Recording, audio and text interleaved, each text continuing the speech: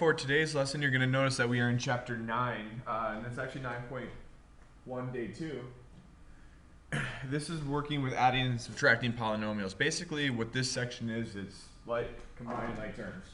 So if you can combine like terms, you're going to be just fine for this section here. All right, and there's a couple different methods of doing this, horizontally and vertical. I will show you the horizontal method first. It doesn't matter which method you use.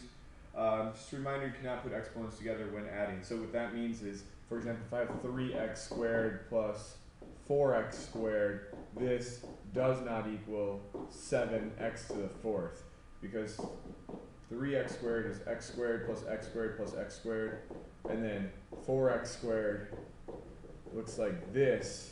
So all together that equals 7x squared. So keep that in mind, that's very important. So what I'm going to do is I like to either use underlining. What I like to do is I like to underline or highlight or use different colors, whatever you want.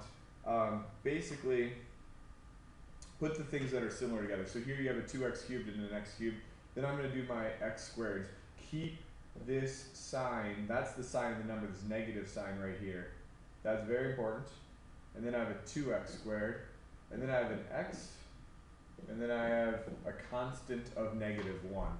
So I'm going to put my 2x cubed with my x cubed together. This is a 1x cubed, so together that's 3x cubed. And then I have -5x squared and positive 2x squared, so that's -3x squared. I just have a single x and a single, there's a solo -1 there, and that's how you do that. The other way is the vertical format here. And that's where you rearrange the terms, so align like terms, and then in vertical columns, and then you just add. So I've already done the rearrangement. Sometimes you got to move some of the numbers around and put them in descending order. But you can approach it the same exact way. So you can choose which method you like better. And again, this is another strategy, as I mentioned, using different colors or highlighting. So just putting the things with the x cubes in one color, the x squareds in another color, the single x's by themselves, and then the constant terms by themselves. Or as I mentioned, you can use shapes. You could use like a square. For those, you could use like a triangle. For the x squared, you could use maybe a circle for the x's and maybe an underline for the other one. It really doesn't matter. You get to choose which method you like the most. I'm just going to go over a couple examples here. I'll do one more of these. So I'm seeing a x cubed here and here. I'm seeing an x squared here. Here you have a couple x's, and they're actually together, and then this -6 here. So 5 and 3 make 8. The 4x squared is by itself. 4x and -2x is 2x, and the -6 is by itself. All right, when you're subtracting, the key thing here is to distribute the negative sign. Once you distribute the negative sign, you're basically going to turn it into an addition problem. So you're going to take this negative sign, you're going to distribute it, get rid of it. Once you do that, you no longer need any of the parentheses.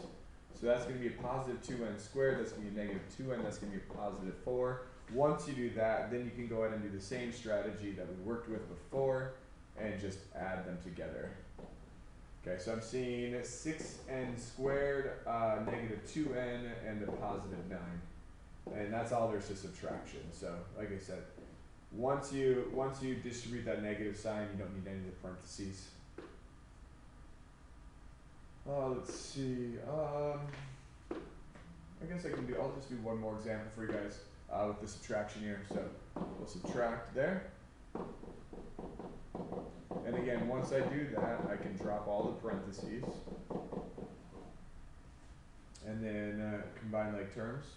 I'll use the vertical method, I guess, to show you guys one more example of the vertical method. So I had 4x squared minus 7x, and then I had -5x squared minus 4x plus 9. So this is using the vertical method. I traditionally don't do this, just my style. And make sure you put a plus there, because it is an addition problem now. So I have 4x squared minus 5x squared, that's negative 1x squared. Negative 7x plus negative 4x is negative 11x, and then I have my positive 9 there. I for some reason like this method a little bit better, as long as you include to underline the sign of the number. So if there's that negative in front of the 5x squared, to underline that with it. Same with this negative 7 and the negative 4 and then the positive 9. So I just like this method a little bit better, but every student is going to approach their problems differently, and that's okay. So as you can see, you get the same answer doing it either method. Alright.